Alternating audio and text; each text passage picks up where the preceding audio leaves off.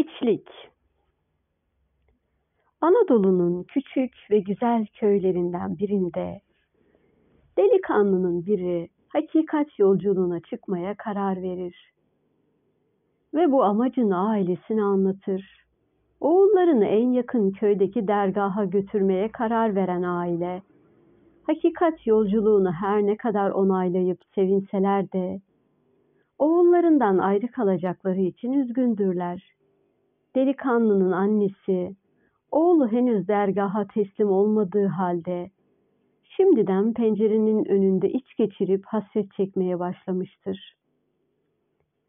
Delikanlı dergaha kabulünü beklerken zamanının çoğunu birlikte büyüdüğü köpeğiyle oyun oynayarak geçirmektedir.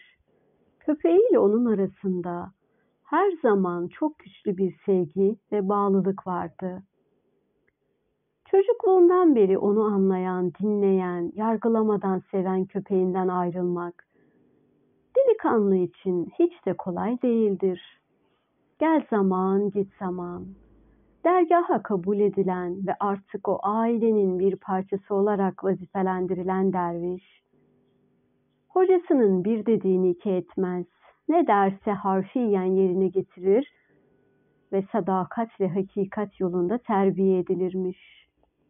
Aradan birkaç sene geçer ve çocuk yaşlarda girdiği dergahta yaptığı zikirlerle, nefes çalışmalarıyla su gibi berrak bir zihne sahip olan derviş, çocukluğundan beri yanından ayırmadığı biricik köpeğinin çoktan öldüğü haberini alır.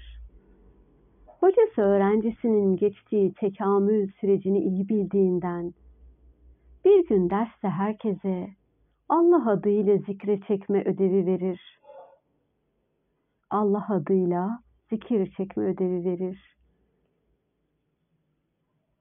Dersin sonunda ise köpeğinin ölümüyle sarsılan dervişi yanına çağırıp, "Evlat, seni en çok mutlu eden ve en çok aşkla yaklaştıran şey nedir?" diye sorar. "Ey evlat, seni en çok mutlu eden ve en çok aşka yaklaştıran şey nedir?" diye sorar. Derviş de hiç düşünmeden, "Köpeğimi çok severdim hocam. Ben ona koşulsuz bir sevgiyle bağlıydım" diyerek cevap verir. Hoca da aldığı bu cevabın üzerine, "O halde sen verdiğim zikir ödevinde köpeğinin adını geçireceksin" der. Derviş, hocasının ne amaçla kendisine böyle bir ayrıcalık tanıdığını anlamasa da, hocasına güveni ve sevgisi tamdır. Ödevine aynen hocasının tavsiye ettiği şekilde başlar. Aradan haftalar geçmiştir de, hoca dergahın koridorlarında yürürken, dervişin bulunduğu odanın kapısından içeri göz atar ve öğrencisinin köpek gibi dört ayak üzerinde durmuş bir halde, dili dışarıda zikir çekmekte olduğunu görür.